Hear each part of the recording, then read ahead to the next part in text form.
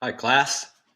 Today we're going to talk about renderings, and when you get your renderings completed for that part of the project, then you're going to be editing them in Photoshop to put them into your portfolio.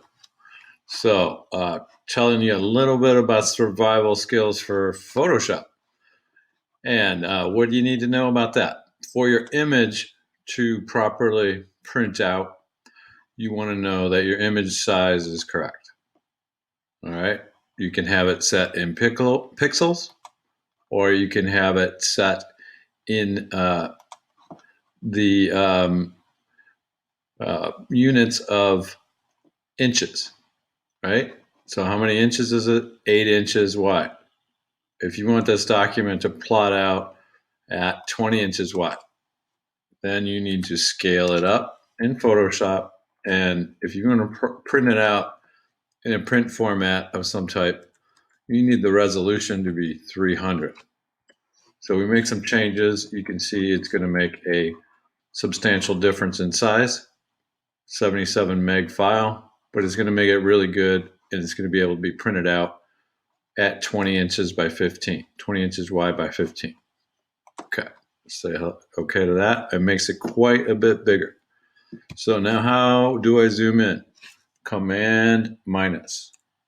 Command minus, minus, minus, minus. Zooming out.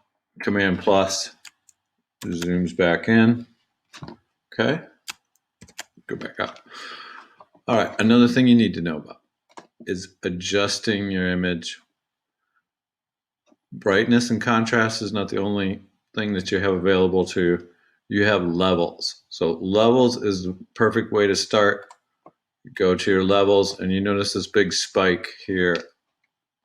You take that spike off, and you notice this long trench here. So you compress the whole color scheme. You notice how that changes it, makes it a much more pleasant thing. And then you balance out the middle. You find your detail point. Say okay. Now it's already a lot brighter. Then if you need to go adjust it some brighter, you can adjust the brightness and contrast some more.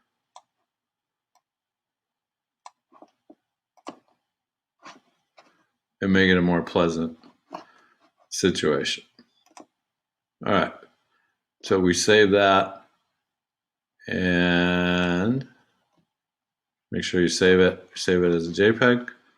Say okay.